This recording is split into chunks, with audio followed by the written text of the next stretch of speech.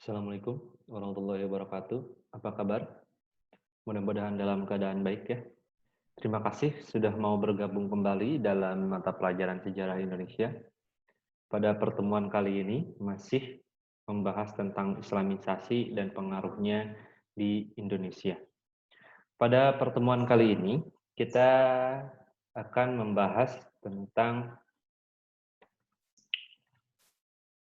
peranan, keterkaitan Islam dan perdagangan antar pulau.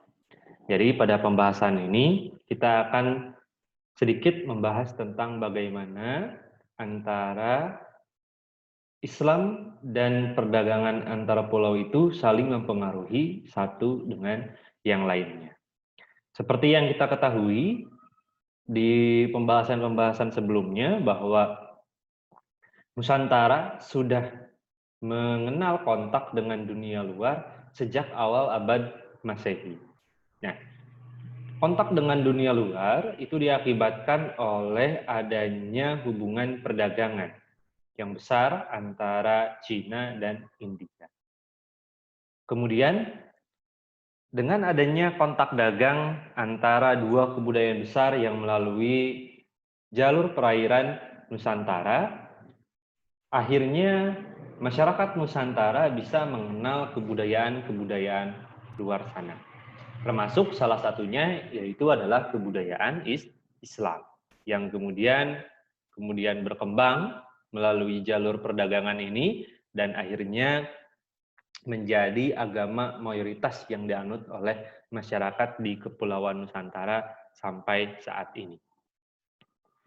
Baik, langsung saja secara singkat Bapak akan bahas bahwa materi yang akan kita bahas terkait keterkaitan Islam dan perdagangan antar pulau ini ada dua.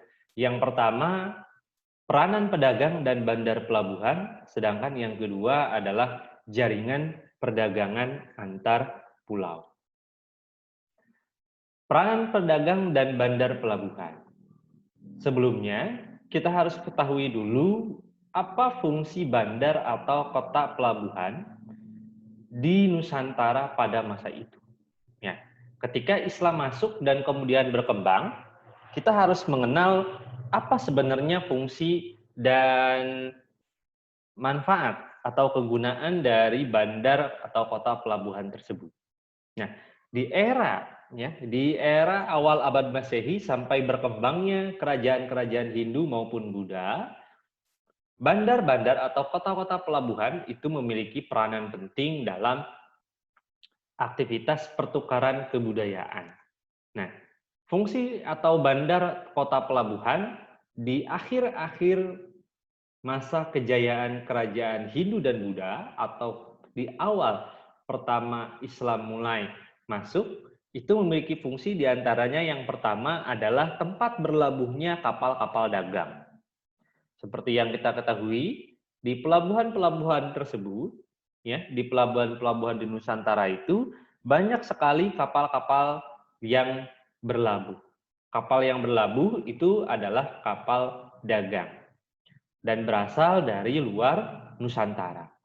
Mayoritas berasal dari India, Cina, dan Arab. Kemudian, selain tempat berlabuh ya dari kapal-kapal dagang itu, bandar atau kota pelabuhan memiliki fungsi sebagai tempat terjadinya transaksi. Jadi, kapal-kapal dagang dari India ataupun Cina maupun Arab yang singgah atau berlabuh di pelabuhan-pelabuhan Nusantara itu, selain untuk berlabuh juga memiliki tujuan untuk bertransaksi. Ya, para pedagang-pedagang yang berasal dari luar Nusantara sengaja mencari barang-barang atau kebutuhan-kebutuhan yang hanya ada di pelabuhan-pelabuhan Nusantara.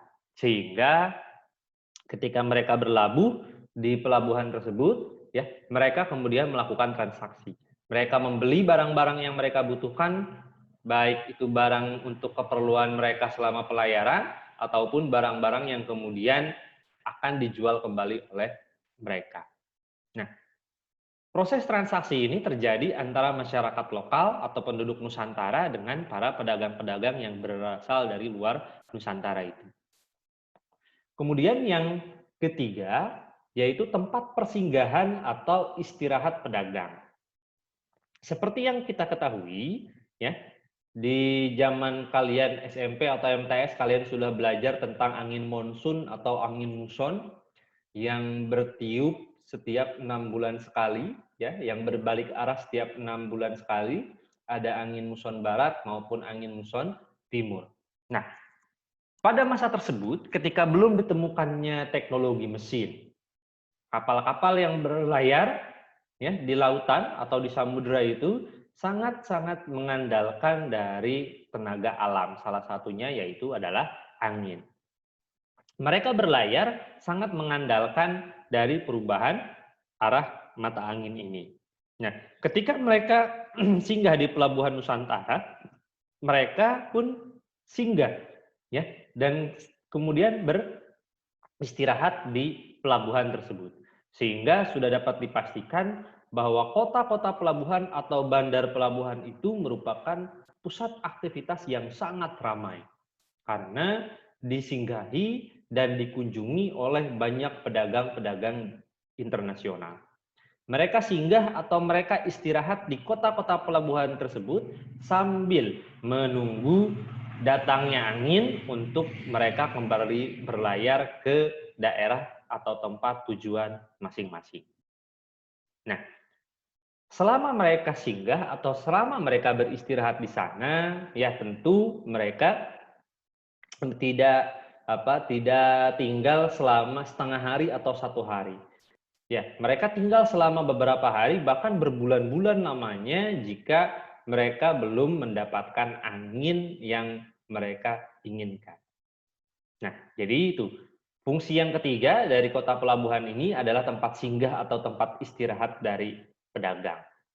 Setelah sekian lama terus berlayar di lautan, ketika mereka menemukan pelabuhan atau daratan, mereka akan menetap untuk tinggal sementara di kota pelabuhan tersebut. Kemudian yang keempat, fungsi dari bandar pelabuhan atau kota pelabuhan yaitu adalah tempat tinggal para pengusaha kapal atau pedagang. Para pengusaha-pengusaha kapal yang berasal dari penduduk Nusantara itu tinggal di pelabuhan. Mereka berbisnis, mereka bekerja, mendapatkan penghasilan dengan memperjualbelikan kapal-kapal mereka. Nah, selain tempat tinggal para pengusaha kapal, banyak para pedagang-pedagang lokal pun tinggal sengaja di pelabuhan. Karena pelabuhan itu adalah tempat transaksi tadi yang di nomor 2 itu. Nah, kemudian para pedagang-pedagang yang tinggal atau beristirahat di pelabuhan itu berasal dari berbagai macam daerah. Nah, ada yang berasal dari Arab, ada yang berasal dari India, ada yang berasal dari Persia, ada yang berasal dari Cina, dan sebagainya. Karena yang namanya pedagang itu tentu berasal dari daerah yang berbeda-beda. Nah, pedagang-pedagang yang singgah untuk beristirahat di pelabuhan, yang tadi dikatakan sambil mereka bertransaksi, mendapatkan barang-barang yang mereka butuhkan untuk mereka gunakan, ataupun barang-barang yang akan mereka jual kembali tersebut, serta menunggu datangnya angin yang baik untuk berlayar kembali. Nah, para pedagang tersebut singgah di pelabuhan itu. Nah, salah satu pedagang yang singgah di pelabuhan-pelabuhan Nusantara adalah para pedagang Muslim. Nah, para pedagang-pedagang Muslim yang menginap sementara di kota pelabuhan tersebut, ya, banyak melakukan aktivitas-aktivitas keagamaan selama mereka tinggal atau menetap di kota pelabuhan Nusantara itu. Nah, kenapa Pak melakukan aktivitas keagamaan? Seperti yang kita ketahui, dalam agama kita ada kewajiban untuk melaksanakan sholat 5 waktu dalam 1 hari. Jadi, para pedagang-pedagang Muslim ketika tinggal di pelabuhan menetap sementara itu juga melakukan ritual-ritual ibadah sholat 5 waktu tersebut. Selain melakukan ritual ibadah sholat 5 waktu, mereka pun membaca ayat-ayat suci Al-Quran di sela-sela kegiatannya dan sebagainya. Nah, proses itu tentu menarik beberapa minat dari para penduduk-penduduk lokal untuk bertanya, untuk mengetahui lebih jauh tentang agama yang dianut para pedagang-pedagang muslim tersebut. Sehingga para pedagang tersebut, walaupun bertujuan singgah sementara, tidak menetap lama, mereka pun mulai memperkenalkan agama Islam tersebut. Ya, mereka memperkenalkan agama Islam kepada penduduk-penduduk lokal, dan tidak sedikit penduduk-penduduk lokal yang merasa tertarik, ya, merasa tertarik dengan agama Islam yang dibawa oleh para pedagang tersebut. Bahkan seperti yang kita ketahui, yang namanya pedagang, pedagang itu atau saudagar itu mayoritas memiliki kemampuan ekonomi yang lebih tinggi, atau bisa dikatakan pedagang saudagar itu adalah kaya.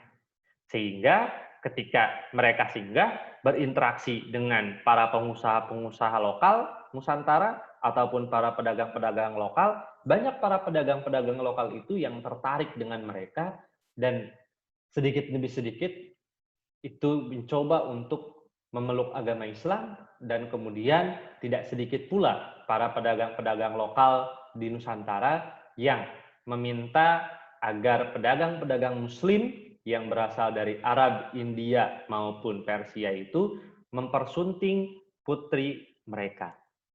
Nah, dari sinilah mulai muncul pernikahan yang kita bahas di pertemuan sebelumnya, yaitu tentang saluran islamisasi melalui pernikahan. Nah, tentu para pedagang-pedagang itu pun merasa tertarik, ya, merasa berminat dengan tujuan semata-mata untuk menjadikan proses pernikahan itu sebagai saluran islamisasi. Walaupun tidak sedikit para pedagang-pedagang lokal Nusantara yang sengaja menikahkan putrinya kepada pedagang-pedagang muslim dari luar itu, yang bertujuan untuk meningkatkan prestis atau meningkatkan gengsi mereka ketika putri mereka dipersunting oleh pedagang besar yang berasal dari luar negeri.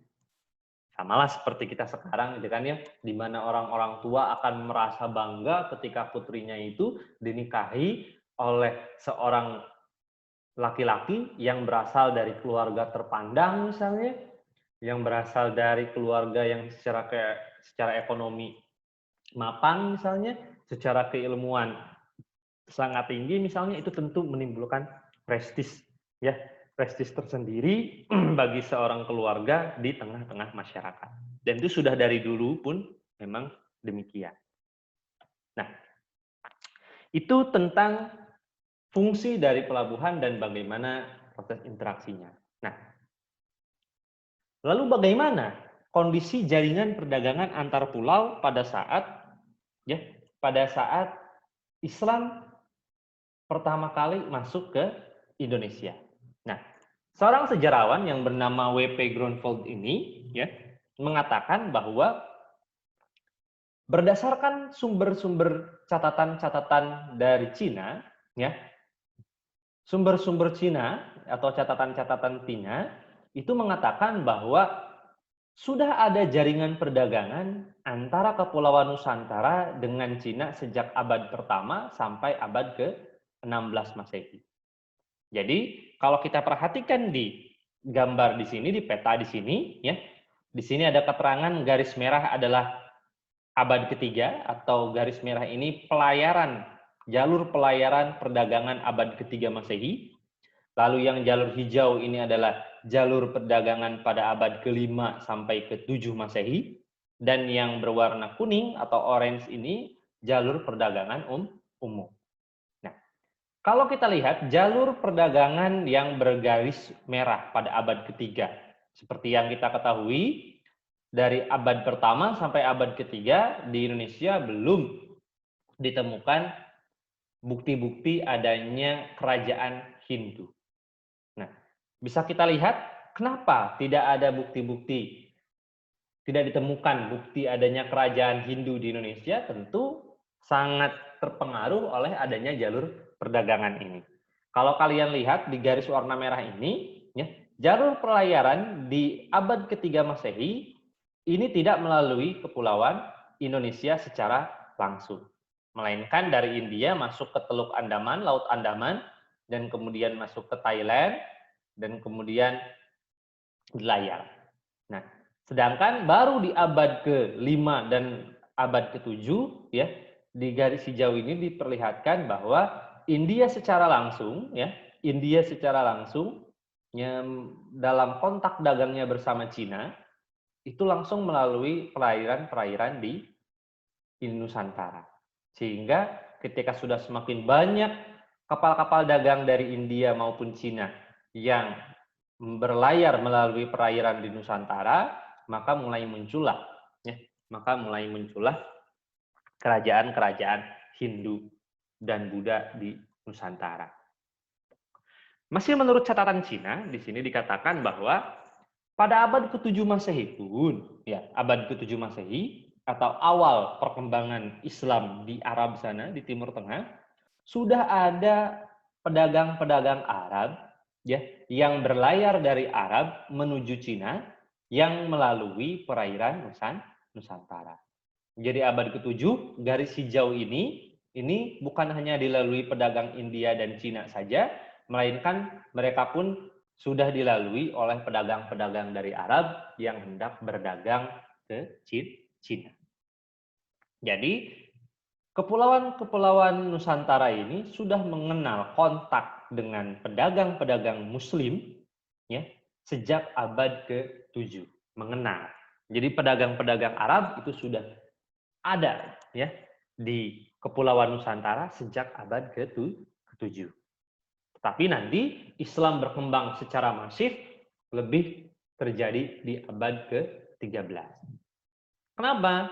Karena di abad ke-7 itu ya kerajaan Hindu-Buddha sedang mencapai puncak-puncak kejayaannya. Sehingga di awal abad ke-7 sampai abad ke-13 itu Islam sulit berkembang karena pengaruh Hindu dan Buddha di Nusantara itu masih sangat besar. Seperti dengan adanya kerajaan Sriwijaya, ya, kerajaan Taruma, kerajaan Singosari, ya, kerajaan Majapahit, Islam sangat sulit berkembang. Baru nanti di abad ke-13 Islam benar-benar bisa berkembang. Salah satu faktornya diantaranya yaitu mulai mundurnya pengaruh-pengaruh politik kerajaan-kerajaan Hindu di Kepulauan Nusantara. Seperti kerajaan Majapahit maupun kerajaan Buddha Sriwijaya di Sumatera. Mundurnya pengaruh politik yang diakibatkan perebutan kekuasaan di internal kerajaan-kerajaan tersebutlah yang membuat Islam lebih leluasa untuk berkembang. Ya, jadi samalah seperti sekarang, pemerintah negara ya itu memiliki kontrol terhadap perkembangan-perkembangan yang terjadi di dalam negerinya. Misalkan bagaimana Pak cara Majapahit dan Sriwijaya mengontrol perkembangan Islam? Ya tentu ketika berada di masa puncak-puncaknya, mereka melakukan kontrol yang sangat ketat terhadap perkembangan agama baru di wilayah teritorial kekuasaan mereka. Sama seperti sekarang misalnya pemerintah sangat-sangat intens, sangat-sangat ketat mengontrol perkembangan aliran-aliran Islam radikal. Ya. Semata-mata kenapa Pak? Semata-mata karena jika dibiarkan berkembang maka bisa mengakibatkan disintegrasi bangsa. Sama seperti itu. Nah, para pedagang-pedagang Muslim, dari dikatakan di awal, yang singgah dan menginap sementara di kota pelabuhan, itu banyak melakukan aktivitas keagamaan disertai dengan melakukan islamisasi. Tadi dikatakan. Nah, di gambar ini bisa kalian lihat, ya, bagaimana para pedagang-pedagang Muslim itu singgah di pelabuhan. Di pelabuhan-pelabuhan mana saja para pedagang-pedagang Muslim ini singgah. Ya, jika kalian lihat di gambar di peta di sini ya, di peta di sini ada dua garis warna yang menunjukkan jalur pelayaran. Yang pertama garis yang berwarna merah dan garis berwarna biru. Nah, garis warna merah ini terjadi ya, ini mulai berlangsung dan mulai ramai sejak abad ke-13 Masehi. Ketika Islam mulai berkembang di Nusantara. jalur-jalur pelayaran perdagangan antara Arab, India, dan Cina ini melalui sini. Ya, melalui pesisir pantai timur, ya, timur Sumatera, masuk ke Selat Malaka dan berlabuh di sini di Selat Malaka. Nah, para pedagang-pedagang internasional cukup berlabuh di Malaka saja. Karena di Malaka ini adalah tempat berkumpulnya komoditas-komoditas dagang dari seluruh kepulauan Nusantara. Jika kalian lihat di sini Ternate dan Tidore. Ya, pusat rempah-rempah, ya, penghasil rempah-rempah itu ada di Kepulauan Maluku. Nah, rempah-rempah yang dihasilkan oleh saudara-saudara kita di Maluku ini dibawa menggunakan kapal dagang, ya, menggunakan kapal dagang besar, ini mengarungi Laut Sulawesi, kemudian mengarungi Laut Jawa, berhenti di Pelabuhan Demak. Dari Pelabuhan Demak, ya, komoditas-komoditas dagang yang berasal dari Ternate dan Tidore pun ini kemudian ditambah dengan komoditas dagang yang berasal dari Demak pula. Kemudian setelah ditambah, berlayar kembali, berlabuh di Banten. Nah, dari Banten, karena Banten terkenal dengan penghasil pala, ya, dan lada, rempah-rempah yang berasal dari Ternate dan Tidore, serta komoditas dagang yang lain yang berasal dari Demak, ini bertambah, dan dari Banten ini dikirim langsung ke Malaka. Sehingga di Malaka ini adalah pusat, ya, pusat berkumpulnya komoditas dagang. Maka pedagang-pedagang dari luar negeri, ya, itu tidak perlu repot-repot harus datang langsung ke Ternate dan Tidore untuk membeli rempah-rempah, melainkan cukup membelinya saja di Malaka. Karena melalui jalur perdagangan antara pulau, ya, mereka bisa mendapatkan komoditas yang mereka inginkan secara mudah di Malaka ini.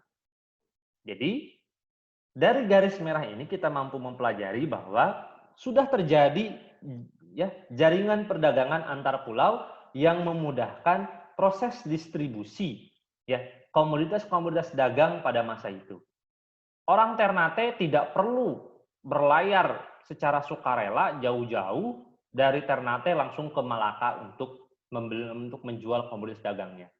Pun sebaliknya, pedagang dari India, Cina, dan Arab tidak perlu jauh-jauh langsung ke Ternate untuk mendapatkan rempah-rempah. Melainkan, rempah-rempah dari Ternate dan Tidore ini cukup dikirim ke Demak. Dibeli oleh saudagar pedagang dari Demak, kemudian dijual ke Banten. Dari Banten ditambah dengan pala oleh Banten dijual kembali ke Malaka. Sehingga di sini berkumpul. Nah, para pedagang-pedagang yang terlibat dalam aktivitas perdagangan antar pulau ini sering berinteraksi dengan pedagang-pedagang dari luar negeri, dari India, Cina, maupun Arab itu. Nah, ketika mereka sepulang dari Malaka dan kembali ke daerah asal mereka masing-masing di Banten, Demak, ataupun Ternate, Tidore, mereka tentu membawa berita atau membawa informasi-informasi yang baru yang mereka dapatkan dari kota Malaka. Salah satunya yaitu dengan agama Islam yang baru diperkenalkan.